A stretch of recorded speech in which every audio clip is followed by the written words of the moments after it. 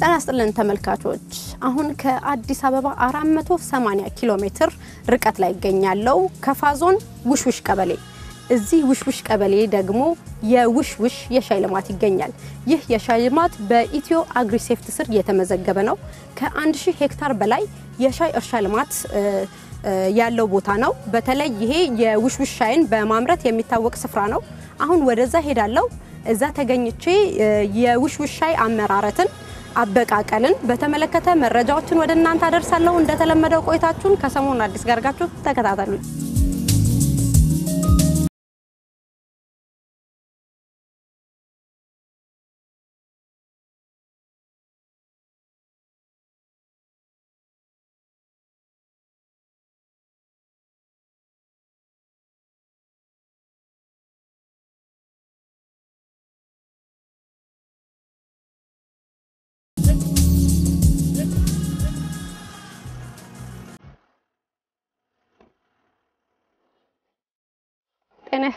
ተናስተልኝ እንደምናለ እንኳን ደህና መጣሽ እንኳን ደህና ቆያችሁ ተናስተልኝ መኮንን ደስታ ባላለው የውሽውሽ ሻይ ልማት ስራ አስኪያጅ ነኝ አጠገቤ አቶ ተስፋዬ ዘውዴ የእርሻና ክፍል ኃላፊ ናቸው አሁን ያስጎበኙኛላችሁ የመጀመሪያው 4 ክፍል እንዳለው የሆነ ነገር ሰምቻለሁ ስለዚህ የእርሻ ልማታችሁ ይሄ የምትከትኛው ነው ምን ጀምረው አሁን ይሄ ውሽውሽ ሻይ ልማት አጠቃላይ 1250 ሄክታር ሽፋን አለው ያ 1250 ሄክታር ሻይ በአራት ንዑስ እርሻ ተከፋፈለ ነው እና አንድ ንዑስ እርሻ 300 ሄክታር የያዘ ነው ይሄ አሁን ያለንበት ሁለተኛው ንዑስ እርሻ ሁለት የሚባለው 300 ሄክታር ያለው ንዑስ እርሻ ነው አሁን በዛ ውስጥ ነው የምንገኘው ሌሎች 3 ንዑስ እርሻዎች ኮዳ በሌላ አቅጣጫ ደግሞ አለ እነሱንም አለ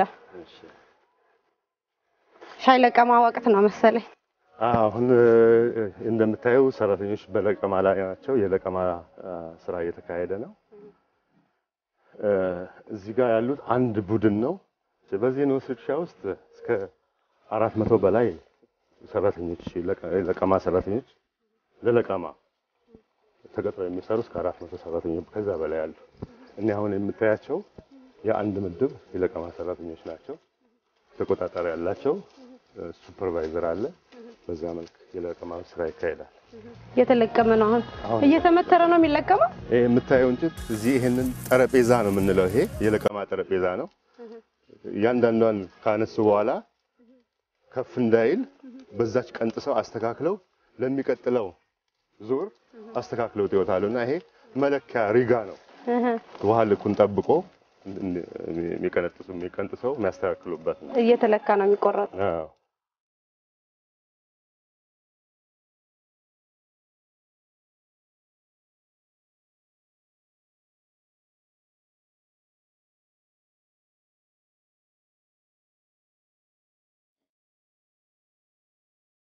አሁን ይሄንን ስታንዳርድ ቲ ነው የምንለው አክቹአሊ ይሄ ኢንተርናሽናል ስታንዳርድ ነው ደረጃውን የጠበቀ ቅጠል ነው የምናመርተውም ለዓለም ገበያ ለማቅረብ ነው ስለዚህ በጣም ጥራቱን የጠበቀ ሁኔታ ከሁለት ቅጠል ተኩል ባልበለጠ እና ለስላሳ ከሆነ ምናልባት እንጂ ከሁለት ቅጠል ተኩል ያልበለጠ በዚህ መልክ ይለቀማል ከዛ ወደ በጋሪ ተጭኖ ተመዝኖ በጋሪ መመጫኛ ሁክ ያለው ጋሪ አለ በጋሪ ተጭኖ ወደ ሳይዘገይ ከአንድ ሰዓት ባልሞላ ጊዜ ውስጥ ወደ ማቀነባበሪያ ፋብሪካ ይላካል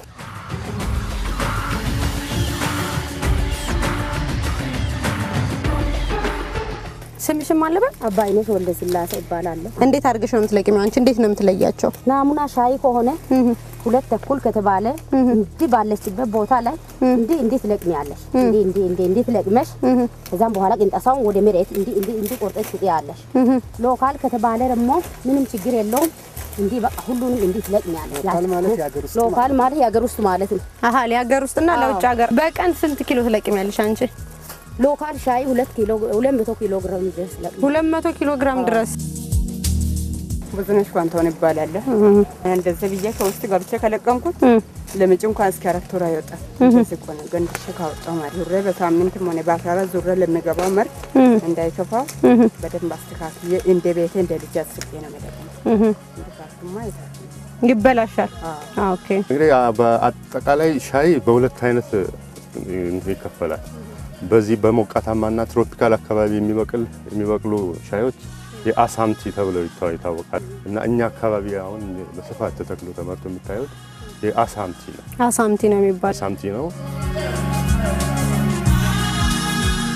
በኢትዮ አግሪሰፍት ኩባንያ ስር የሚገኘው ይህ የውሽውሽ የሻይ ልማት እርሻ ከ4000 ሄክታር በላይ ስፋት ያለው ይዞታ ያለው ነው ከዚህ መካከል እንዳልኳችሁ ቀደም ብዬ 1250 የሚሆነው የሻይ እርሻ ልማት ነው ነገር ግን የአካባቢውን የአየር ንብረት ሚዛን ለመጠበቅ ከ1000 ሄክታር በላይ የሚሆነው በተፈጥሮ ደን የተያዘ ነው ከዛ ውጭ ደግሞ ወደ 900 ሄክታር የሚሆነው የባህር ዛፍ ደን አለው ከዛ ውጭ ደግሞ ያለው የሰራተኞች መኖሪያ አንዳንድ ለእርሻው የሚያገለግሉ የመሰረተ ልማቶች እንደዚሁም ይህንን የሻይ እርሻ ልማት ፕሮሰስ የሚያደርጉ ወይም የሚያመርቱ ሁለት ፋብሪካዎች አሉት እንግዲህ እንደምታዩት የአካባቢውን ሚዛን ለመጠበቅ በመሃል ላይ ደን አለ ውሃ ጅረቶች አሉ ይሄ ደን ቀደም ብዬ እንደነገርኳችሁ ከ1000 ሄክታር በላይ ይሆናል በተለያዩ አገር በቀል ዛፎች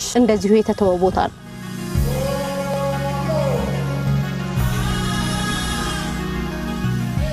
የውሽውሽ ሻይ ልማት ላይ ያለው ትልቅ ለኢኮሎጂ የተሰጠው ትኩረት ከፍተኛ ነው የኛ የውሽውሽ ሻይ ልማት በፎረስት አሊያንስ ሰርቲፋይድ የሆነ ድርጅት ነው አሊያንስ ማለት ግብርና ምርት የሚያመርቱትን ኦዲት ያደረገ ሰርቲፊኬት የሚሰጥ ነው ስታንዳርድ አላቸው በተለይ ደግሞ ከአካባቢ ከተፈጥሮ ጥሩ መሆኑን ሲያረጋግጡ ሰርቲፊኬሽን ይሰጣሉ እና በኢንተርናሽናል ደረጃ ምርታችንን የመሸጥ አለ 10 13 1 16 አንዳንዱ የለቀመው ወደ ሳንቲም ተቀይሮ ኪሎ ይያዝለትና መልሰው ለሁለተኛ ዙር ደግሞ ለማለት ለመልቀም ይገባሉ እና ይሄ የምታየው የማጓጓዣ ጋሪ ነው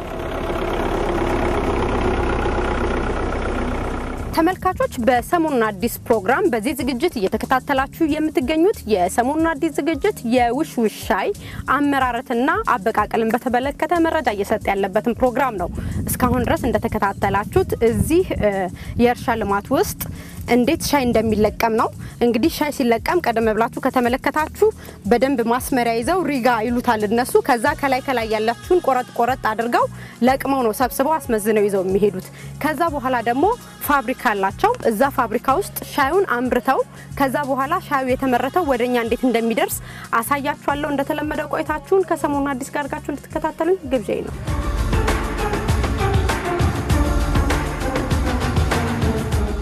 ከመስክ ተለቅሞ የሚመጣው ሻይ አንድ ሰዓት ሳይቆይ እዚህ ፋብሪካ መድረስ አለበት ይሄ መመዘኛ ነው ሚዛን ቤት ነው እየተመዘነ ይላል ልክ እዚህ ጋር ምርቱን ይዞ የመጣው ጋሪ ላይ ራንደምሊ ሳምፕል ይወሰዳል የአረንጓዴ ቅጠል የጥራት ቁጥጥር ስራ ይሰራል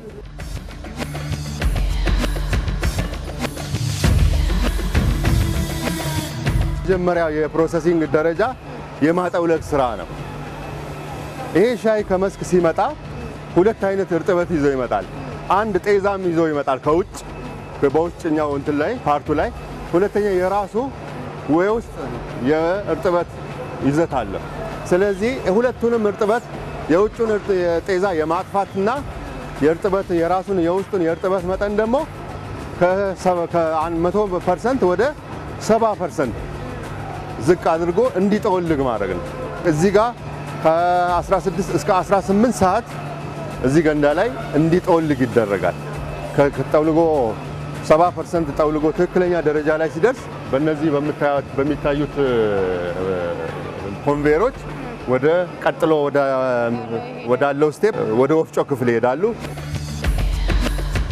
አሁን ከጠውልጎ የመጣው ቅጠል እዚህ ጋር ይሄ የማጣሪያ ነው። ባዕድ ነገሮች እዚህ ጋር እንዲጣሩ ይደረጋል። የመጀመሪያው መገርደፊያ ማሽን ውስጥ ሮተር ቬን ይባላል። የመገርደፊያ ማሽን ውስጥ ይገባል እና ይሄ በትልልቅ ሳይዝ ገርድፎ ነው የሚያወጣው። ቀጥሎ 3 ወፍጮዎች አሉ ሻዩን የሚፈጩ። እነዚህ ወፍጮዎች ሲቲሲ ይባላሉ። ሲቲሲ ማሽኖች ይባላሉ። በየደረጃው የመከተ ማድረግ ቴሬ ማድረግ እና ከርሌ ማድረግ ስራ ነው የሚሰሩት። ሶስተኛው አልሞ ፈጭቶ ያወጣዋል። ይሄ ከሶስተኛው ወፍጮ ላይ የወጣ ነው። ከዚህ በኋላ ሁለተኛው የሻይ ስቴፕ እዚህ ላይ ያበቃ። የፍጭት ስራ ነው። ከዚህ ፍጭት በኋላ ወደ ፈርመንቴሽን የፈርመንቴሽን ፕሮሰስ ላይ ነው የምንገባው። ፈርመንቴሽን ማለት ደግሞ በዚህ በሻይ ቋንቋ ይሄ ሻይ ከተፈጨ በኋላ ለኦክሲጅን ማጋለጥ ነው። ቅጠሉ ውስጥ ካለው ኢንዛይም ጋራ መዋሃድ ይጀምሩና ይብላላል። ከዛ ከለሩ ወደ ቀይነት ይቀየራል። ያኔ ጣዕም ዴቨሎፕ የማድረግ ስራው ያኔ እንትን ይላል። ማድረቂያ ማሽን ነው። ይሄ ሻይ እዚህ ጋር 3 ስቴፕ ያልፋል ማድረቅ ላይ። ማንም ሰው ወስዶ መጠጣት የሚችል ጥቁር ሻይ ማለት ነው። ይሄ ቤታችን የሚደርሰው ሻይ ነው። አዎ።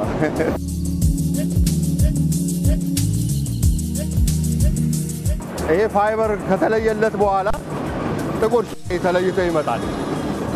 ለብቻ ጥቁር ሻይ ተለይቶለት ይመጣል። ይሄ ጥቁር ሻይ ነው። አሁን በደረጃ ተለይቶ በማበጠሪያ በተለያየ ደረጃ ተለይቶ የሚወጣው።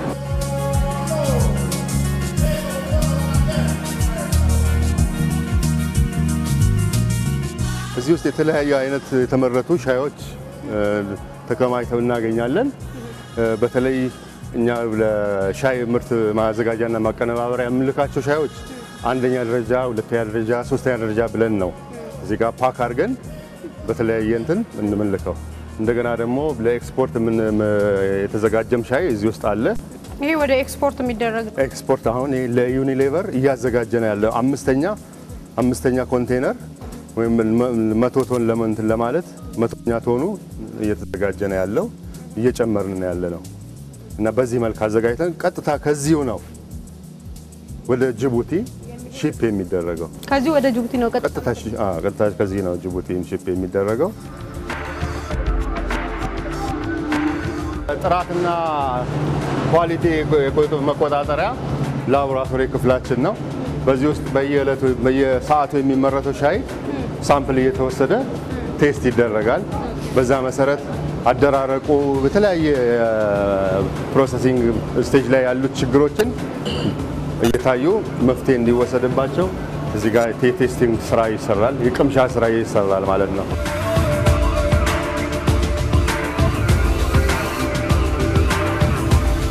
ተመልካቾች እንግዲህ እዚህ ውሽውሽ መጥቼ የሻይ አመራረትን እየጎበኙ ያለበትን ፕሮግራም ነው እየተከታተላችሁ የምትገኙት።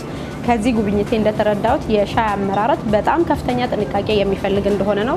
ከዛ ውጪ ደግሞ እኛ በተለምዶ በስኳር ምናምን እያደረግን የሻይን ጣዕም ትክክለኛውን በደንብ እንደማናገኘው ነው የተረዳሁት እና እዚህ እንደነገሩኝ ሻይ ትክክለኛ የሆነ የራሱ ጣዕም በተለይ ደግሞ በምላሳችን የመጨረሻው ክፍል ላይ የሚሰማን የራሱ ጣዕም አለው እና ያ ማለት የጥራት መለኪያው ነው የሻይ ማለት ነው።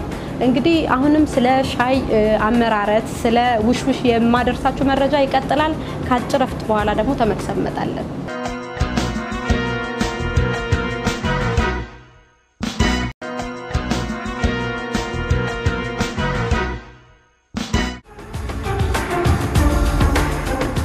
የሻይ ተክል ረጅም እድሜ ከሚኖሩ እጽዋት መካከል ነው። እዚህ እርሻ ውስጥ የሚሰሩ ባለሙያዎች እንደነገሩኝ እስከ 100 ዓመት የመኖርም እድል አለው። ነገር ግን በአጋጣሚ ምናልባት በበሽታ ወይም ደግሞ በሌላ ጉዳት ቢሞት የሚተካበት ሁኔታም አለ። የሚተካው ደግሞ እንዴት ነው? ከችግኝ ጣቢያዎች ውስጥ ችግኝ ጣቢያ አለ፣ በሚሊዮን የሚቆጠር ችግኝ ያለበት። ከዛ ውስጥ ዘሩን የሚተካ ተወስዶ እንደገና ይተካል ማለት ነው። እርሻው ላይ እዚህ እናት እርሻው ላይ ይተካል ማለት ነው። አሁን እኔ የሚሄደው ወደ ችግኝ ጣቢያው ነው። በሚሊዮን የሚቆጠር ችግኝ አለ፣ እሱን አሳያችኋለሁ።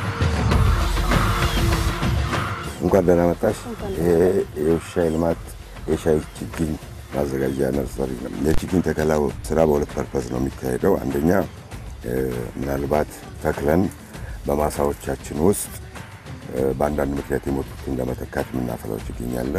ሁለተኛ በአዲስ መልክ ለምናለማው ልማት የምናፈላው ችግኝ አለ።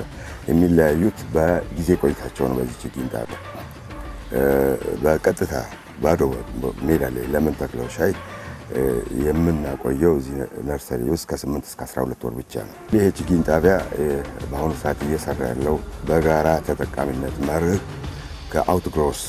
ከአውትግሮስ የማስፋፋቱ ስራ ከዛሬ 2 ዓመት በኋላ ከካምፓኒው የማኔጅመንት ለውጥ በኋላ ተጠናክሮ እየተሰራበት ነው። በአሁኑ ሰዓት የሚገኘው በየአመቱ 100 ሄክታር የሚያሰግል ችግኝ በአውትክሮስ ፐርፐዝ በራሳችን ወጪ አንድ ችግኝ ከ5 ብር እስከ 6 ብር ያወጣል። በአመት 100 ሄክታር ለመትከል ወደ 1.5 ሚሊዮን ችግኝ እናፈላለን። በ6 ብር ብታባዢው ከ8 9 10 ሚሊዮን ብር በላይ ለገበሬው ኤክስፓንሽን እንጠቀማለን እና አሁን ያ በዚህ ፐርፐዝ የተዘጋጀ ችግኝ ነው ያለው። ሻይ ዋናው እርሻ ልማቱ ላይ ከሚያራባው በሚሊዮን የሚቆጠር ችግኝ ላይ ቀንሶ ለአርሶ አደሮች ይሰጣል አይደለ? በየቦታው እንዲያለሙና ከዛ ደግሞ ሰብስባችሁ እንደገና ምርቱን ለገበያ ታወጡታላችሁ። አዎ እዚህ ጋር የሻይ እርሻ ልማት እየታየኝ ነውና ይሄ የአርሶ አደሮች ማሳ ይመስለኛል። ይሄ ማሳ እንግዲህ ባለፈው ክረምት የተተከለ ነው። በአሁኑ ሰዓት በጥሩ እንክብካቤ ስለተያዘ የድርቁንም ጊዜ አልፎ በጥሩ ሁኔታ ላይ ነው የሚገኘው። እንደነዚህ ያለው ስምህ ማለበት ስም መብራት መኩሪያ ያለ እዚህ ይሄ ያንተ እርሻ ነው አይደል? አይነት ምን ያህል ነው ቦታው ስፋት? ስፋቱ 1 ሄክታር ነው። 1 ሄክታር ይሆናል። በጣም ገንዘብ ይጠይቃል። በጣም ጉልበት ይጠይቃል። እንደ ሻይ በቆሎ ልፋት የለውም። 7 ወር እድሜ ጉዳት አለው አይደለም። ሻይ ልማት አይደለም። ይሄ ሀብት ነው። እኔ ማልጨርሶ ሀብት ስለሆነ ሀብቴን ወደ ልጅ ማሻገር ፈልጋለሁ። እስከዚህ እንግዲህ ቁጭ ብሎ መብላት መኖር ማለት ነው። ከ3 ዓመት በኋላ መኖርን መመኘት ነው። ለዚህ ነው ነው ፍላጎት። እንግዲህ ቅድም ያየነው ባለፈው ዓመት የተተከለ ሻይ ነው። ይሄ እንግዲህ አዲስ ገና ችግኝ ነው። እሱ ችግኝ ነው ያየነው። አሁን ላይ የምናየው የተደራጁና ወደ ምርት የገቡ የገበሬዎችን እርሻ ነው። ይሄ በጣም ትልቅ እርሻ ነው። ስሞትም አልበል አለማየሁ አበበ። ይሄ እርሻ እርሶ ነው? በጣም ትልቅ እርሻ ነው እየተባባልን ከአቶ ተስፋዬ ጋር እያወራን ነበረ። ምን ያህል ነው ስፋቱ? ስፋቱ 1 ሄክታር 1 ሄክታር ይሆናል። 1 ሄክታር ነው። 1 ሄክታር ሁለት ለማድረግ እየሰራ ነው። ወደ 2 ሄክታር። ማን ነው የሚያለማው ይሄንን? እኔንም እና ገንዘብ። ምን ያህል ጊዜ ሰብስበው አስረክበው ያውቃሉ? አዎ በየወሩ ይለቀማል። አንድ ጊዜ የተለቀመ 5000 4000 ይመጣል። ሌላም እርሻ አሉት ወይስ ሻይ ተክል ብቻ ነው የሚያመርቱት እርሶ? አይ ሌላ እርሻ የለም።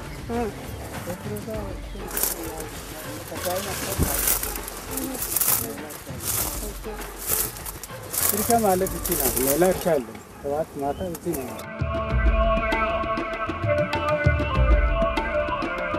ይህ ፋብሪካ የልማቱ ሁለተኛው ግዙፍ ፋብሪካ ነው። አርሶ አደር የሚመጣው ምርት ለማስተናገድ የኛ ምርታማነትም ከፍተኛ ምርታማነትም ስላለን ይሄንን ለማስተናገድ ተጨማሪ 18 ሚሊዮን ብር በማውጣት ይሄን ተጨማሪ አንድ የፋብሪካ መስመር የተተከለ ማሽነሪ ነው።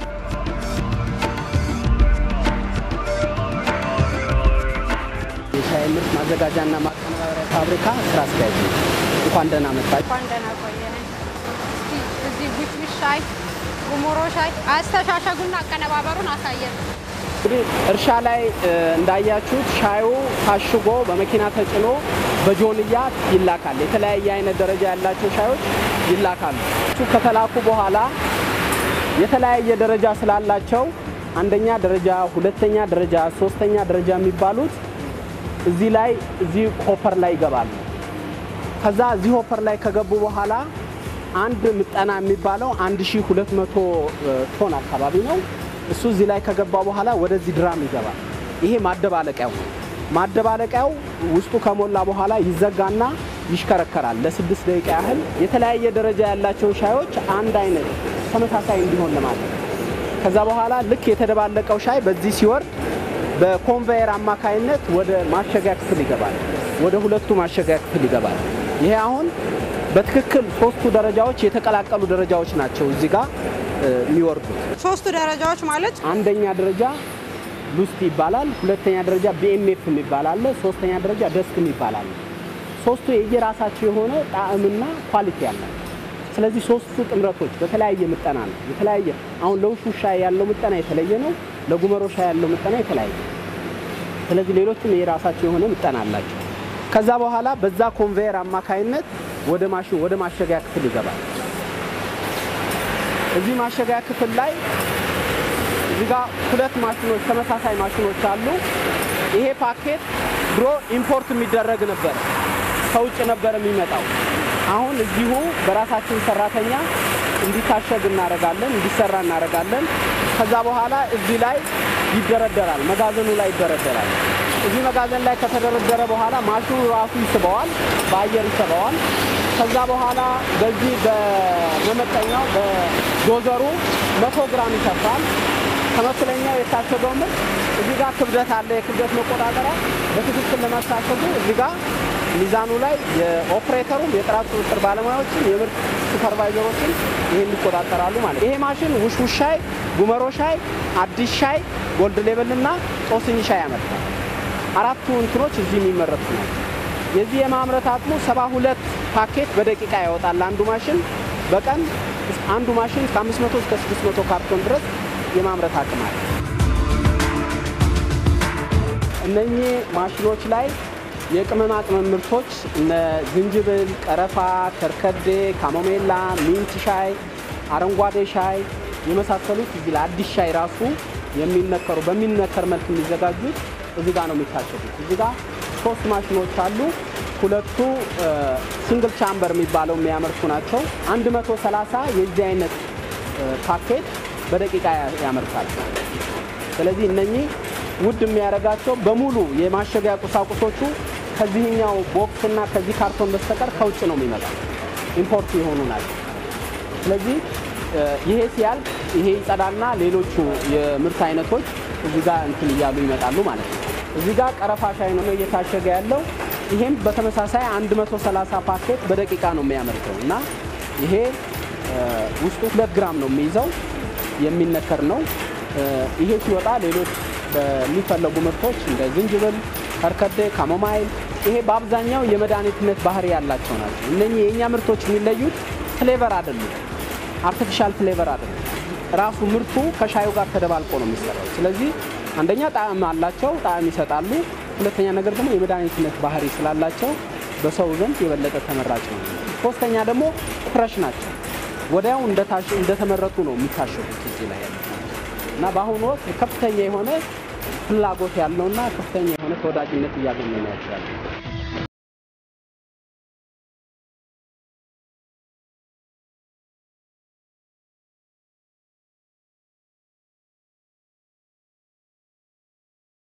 ይሄ አዲስ ሻይ ምርት ነው አዲስ ተሻሽሎ የወጣው ፓኬጅ ነው ይሄ አዲስ ሻይ ለኤክስፖርት የሚሆን አዲስ ስታንዳርዱን ጠብቆ የተዘጋጀ ምርት ነው እና ይሄ አሁን ቅርብ ጊዜ ነው ገበያ ላይ የዋለው እና ለኤክስፖርትም ተብሎ የተዘጋጀ ነው ሻዩ ከተመረተ በኋላ እያንዳንዱ ፓኬት በትክክል ጥራቱ ተቆጣጥሮ ከመጡ በኋላ እርጥበትና ሌላ ቆሻሻ ነገር እንዳይነካው በላስቲክ እዚህ ጋር ራፕ ይደረጋል ይሄ ሽሪንክ ፊልም ነው የሚባለው ከውጭ ነው የሚመጣው ከዛ በዚህ ሲል ከተደረገ በኋላ እስከ እዚህ ጋር እንትን ይላል ሰራተኞች እዚህ ሽሪንክ ማሽን ላይ በ220 ዲግሪ ሴንቲግሬድ ባለው ሙቀት እዚህ ውስጥ እንዲገባ ይደረጋል ከዛ ሻዩ ራሱ ሽሪንክ አድርጎ ይወጣል መጨረሻ ላይ እንትን ሲል የዚህ አይነት መልክ ይኖረዋል ማለት ነው ተሰብስቦ እንደዚህ አይነት ይሆናል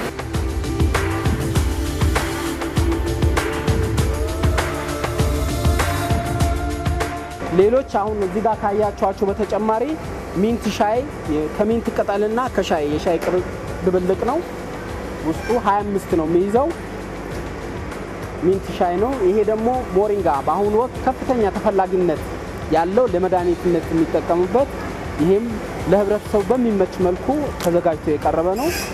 ይሄ አዲስ እንደመሆኑ መጠን ከውጭ ነው ማሸጊያው እንትን ዲዛይን ተሰርቶ የሚመጣው። ስለዚህ እንትን ነው ህትመት የለውም እንዳለ በዚህ ነው የሚሸጠው። ገበያ ላይ እንዲሁ ነው የሚወጣው። አዎ ለጊዜው ያኛው ህትመቱ እስከሚመጣ ድረስ የገበያ ፍላጎቱ ከፍተኛ ስለሆነ ባለበት ሁኔታ ነው የሚሸጠው። አሁን ወጥቷል ይሄ ገበያ ላይ። አዎ ገበያ ላይ። ሌላ ከመሜላ ሻይ አለን። ይሄ ከመሜላ ድሮ ህፃናት ለሆዳቸው ነበር፣ አሁን ግን ለሁሉም ነው። አንደኛ ሴዳቲቭ ነው፣ የማረጋጋት ባህሪ ያላቸው ጭንቀት ያለባቸው ሰዎች፣ የእንቅልፍ ማጣት የሚያስቸግራቸው ሰዎች ይህን ዶዙን ከፍ አድርገው እንትን ሲሉ የሚጠቀሙበት ነው። ፒውር ከመሜላ ነው። ከመሜላ ፒውር ነው። ይሄኛው አበባ ማለት ነው። ይሄኛው አበባ ማለት ነው። ሰው በሚፈልገው መልኩ ነው እያወጣን ያለነው። ከዚህ ባሻገር አዲስ ሻይ ደግሞ ሃርድ ቦክስ አለ። በሃርድ ቦክስ ውስጡ ላስቲክ አለው። በላስቲክ የታሸገ ነው። እንደዚህ አይነት ታሽጎ እንትን ይላል። ሌላ አነስተኛ የመግዛት አቅም ላላቸው ደግሞ በዚህ አይነት ግሩም ሻይ የሚባል አለ። 5 ግራም ነው የሚይዘው። በዚህ አይነት ለአንድ ጊዜ ብቻ ለአንድ ቤተሰብ ለአንድ ጊዜ የሚያገለግል የመግዛት አቅሙን ያገናዘበ ነው። ሌላ የውሽውሽና የጉመሮ ራሱ በላስቲክ በ50 ይሄ በ100 ግራም ነው በወረቀት በ50 ግራም ደግሞ በላስቲክ ፉድ ግሬድ በሆኑ ላስቲክ ይታሸጋል። ከርከዴ የሚባለው ሻይ ስታሳይ ከርከዴ የሚባለው በተለይ በቫይታሚን ሲ የበለጸገ እንትን ነው። አበባ ነው ራሱ ከሻይ ጋር የሚቀላቀል አይደለም።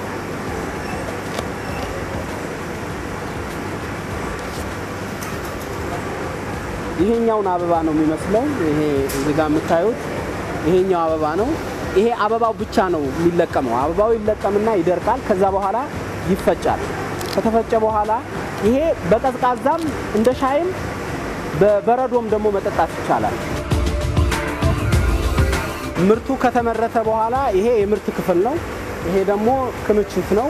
ያለቀለት ምርት የጥራት ቁጥጥር ከፈተሹት በኋላ ጥቅም ላይ መዋል ይችላል የሚለው ማረጋገጫ ከሰጡ በኋላ በሰነድ እንትን ብሎ ወደዚህኛው መጋዘን ይገባል። በተለይ እዚህ ጋር በአብዛኛው ቅድም እንደተናገርኩት 80% የሚሆነው የሚመረተው የጉመሮና የውሽውሽ ሻይ ነው። ተከማቸ በኋላ የግዢ ጥያቄ በሚመጣበት ጊዜ ከዚህ ወጪ ሆኖ መኪና ላይ ይጫናል። አጠቃላይ የኢትዮ አግሪሴፍት በሁለተኛ ደረጃ የምናየው የሻይ ልማቱ ነው። የሻይ ልማት ሁለት እርሻዎች አሉ። አንደኛው እርሻ ጉመሮ ነው፣ ሁለተኛው እርሻ ውሽውሽ ነው። ስለዚህ የምናመርተው አመታዊ የምርት መጠናችን ወደ 7000 ሜትሪክ ቶን ያህል ሻይ እናመርታለን። የሻይ መጠን እያደገ ሊሄድ ይችላል። እንደ ሀገርም ተወዳዳሪ የሆኑ የአግሮ ኢኮሎጂ ኤሪያዎች አሉ በኢትዮጵያ ደረጃ። ያንን ኤሪያ እንጠቀምበት ካል ከጅማ ጀምረን እስከ አንፊሎ ድረስ ተከታታይ የሆነ ለሻይ ልማት ምቹ የሆኑ መሬቶች አሉ። ስለዚህ እነዚህ መሬቶች አልገቡም ወደ ስራ ላይ። ስለዚህ እናስፋፋ ብለን ካየን ትልቁ ስራ ማስፋፋት የምንችለው በአውት ግሮርስ ነው። በአውት ግሮርስ እናስፋፋ አነስተኛ አርሶ አደሩን ይዘን ነው እናስፋፋው። ከዚህ በፊት የነበረው የአተካከል ዘይቤ የተያዘው የራስን ማሳ መሙላት ወይም የራስን ኤሪያ ብቻ እያሰፉ መሄድ። እንግዲህ አርሶ አደሩ መሬት ተጠቅመን በምንሰራበት ጊዜ አንደኛ አርሶ አደሩ ተመጣጣኝ የሆነ የተሻለ ገበያ ያገኛል። ለአንድ አርሶ አደር ወደ 4 ብር አንደኛ ደረጃ ለሚለቅም ወደ 4 ብር በኪሎ ግራም እንከፍለዋለን። ሁለተኛ ደረጃ ለሚለቅም ወደ 2.75 ብር በኪሎ ግራም በርጥብ ቅጠል እንከፍለዋለን። በሌላ እንትኑ ስናይ ሽያጫችንን ከዩኒሊቨር ጋር አስተሳስረናል። ቡና ላይ ስታርባክ ላይ እንደተጫወተ ነው እንዳስተሳሰር ነው። ሻይም ላይ ከዩኒሊቨር ጋር በአመት 1200 ሜትሪክ ቶን እንዲወስድልን ውል ተዋውለን ጨርሰናል። ስለዚህ ገበያ ፈጥረናል ማለት ነው። ሁለተኛው ገበያ የሚሆነው እስካሁን ያልተጠቀምንበት የኬንያ የሚገኘው የሞምባሳ ኦክሽን ትልቅ ኦክሽን ነው፣ ዓለም አቀፍ ኦክሽን ነው። ስለዚህ ከንግድ ሚኒስቴርና ከናሽናል ባንክ ከኢንዱስትሪ ሚኒስቴር ጋር እየተነጋገርን ነው።